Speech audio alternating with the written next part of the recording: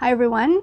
Today I am going to share with you the real secret, the thing that nobody else has told you about how to lose weight, or a big part, the secret in weight loss.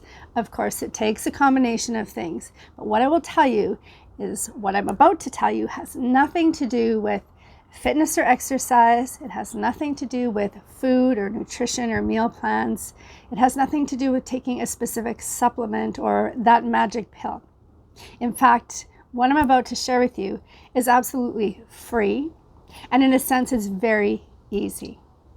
First of all, let me tell you that I have been in the fitness, health and wellness industry for about 25 years. I used to do a lot of personal training, group fitness classes. I still teach yoga and meditation, and it's something I've been very passionate about for my own health and wellness, as well as helping others. And this is actually the reason why I stopped personal training people, because I really felt like I was wasting my time and wasting theirs. So obviously, when we talk about health and wellness, it's a holistic thing. So yes, you do need to have some form of fitness or exercise. You do need to eat properly or healthy. And because it's all about health, you need to really be focusing on and maintaining all parts of the body, whole body. What I'm talking about here is dealing with your emotional health. You've heard that term, carrying emotional baggage. It's not just a figurative term. It can be very literal emotional baggage.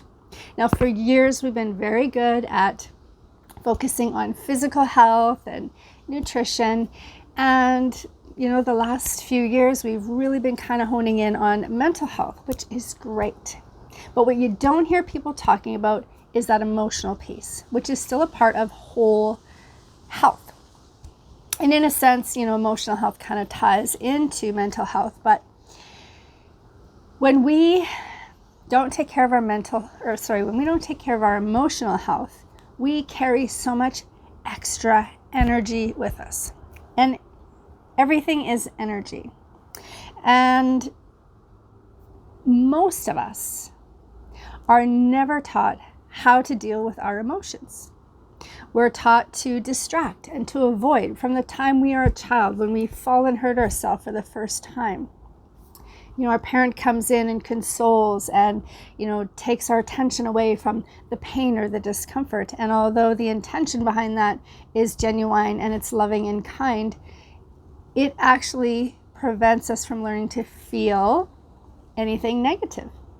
And it's important, because whether feelings are positive or negative, feelings are energy, emotions are energy, whether they're, comfortable or uncomfortable, it's all energy, and energy needs to move. But, growing up with being taught to distract, as we become adults, when we start to really find ourselves in these situations of discomfort with illness or relationship struggles or financial struggles or, any of these life challenges, which they're going to be there. We cannot avoid them. But because of what we've been taught, what we've learned, then we distract. Now, sometimes that's distracting with food or gambling or shopping or whatever it is. And I'm not necessarily saying that when we distract with food, that's what prevents us from losing weight. That could be the case. But I'm talking about at an even deeper level, when we hold anger and sadness and guilt and resentment, it's heavy. Think about it. Think about the last time that you were really sad or really angry, and how that physically felt in your body. You feel it in your chest. You feel it in your stomach, right? And what do? We try to find something to quickly get rid of that feeling. So again, we'll eat, we'll drink, we'll shop, we'll do whatever. And we don't actually deal with the emotion or the energy.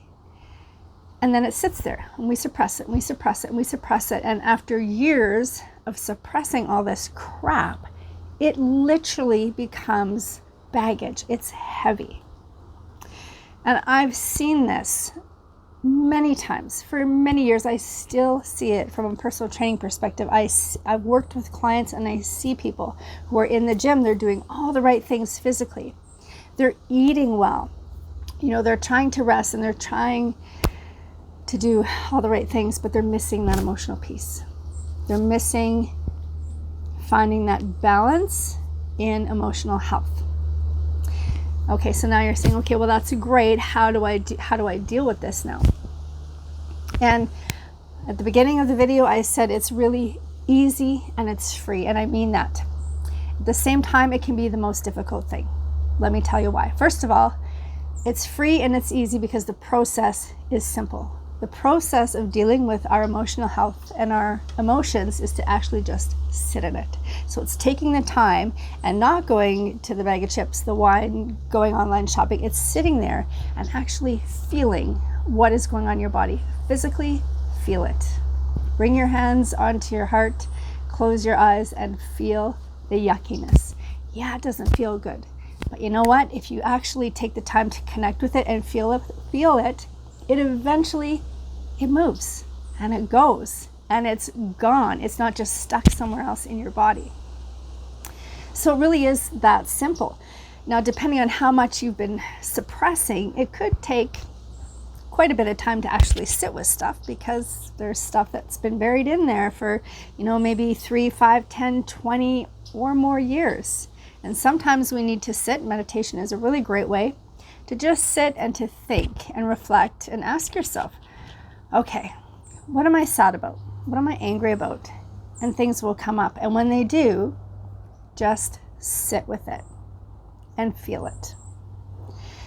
Allow yourself to cry. Allow yourself to be angry, but allow yourself to feel it, and it will eventually move. I promise you this, because I've been working with this myself for the last several years. And it works. And I'm very fortunate. I have several healing modalities that I practice, and I've got some really great connections with other teachers and spiritual leaders with a variety of modalities. And we have seen people physically change in a whole weekend workshop, or just from doing some work without exercising, without changing diet. It's amazing when you bring whole body healing in, emotional healing in, the physical changes that will happen in your body.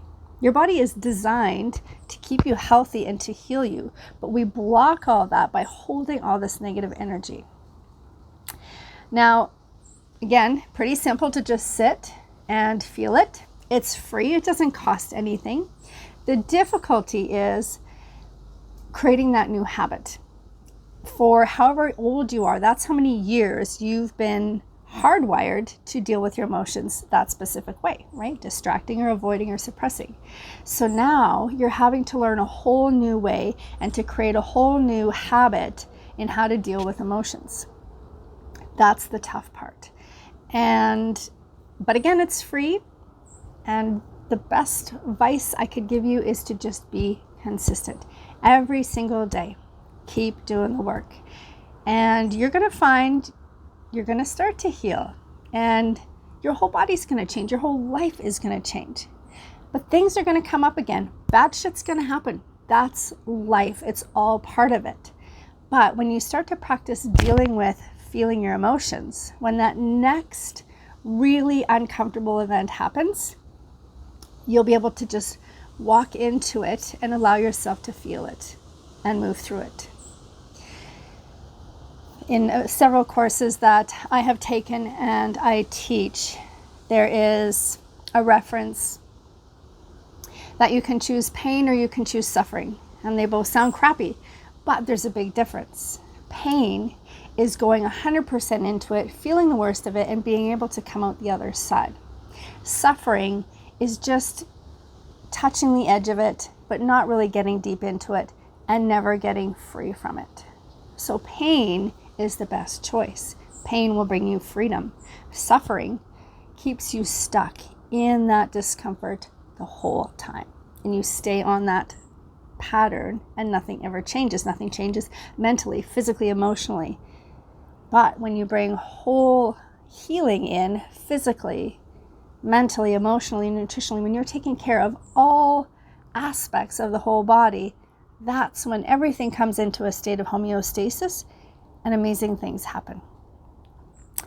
Some people need a little bit of extra help. So yes, just like anything else in life, there are coaches you can work with, there are programs you can do, there are apps, different things, healing modalities that can help you if you're struggling with that. And of course, I'm always open to help. I love helping people work through, especially emotional discomfort. That's something that I've been really working a lot on over the last probably 5 years with a lot of clients with depression, PTSD. And it's so rewarding to see people have these huge breakthroughs. And I've been able to break through a lot of my own deep discomforts so I can relate and I can help.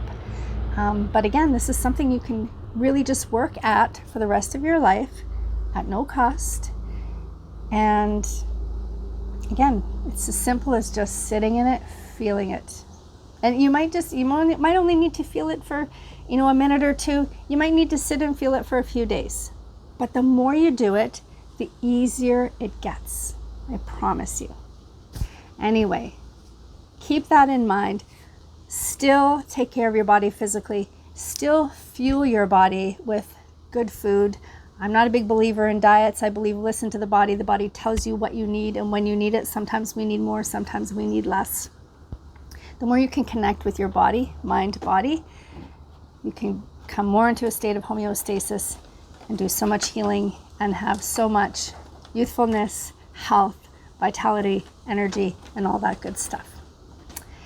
Feel free to connect with me if you have questions, if you want to learn more or share any comments. I hope you really find some ways to take care of yourself from all perspectives, whole body health, and I hope you have a fabulous day.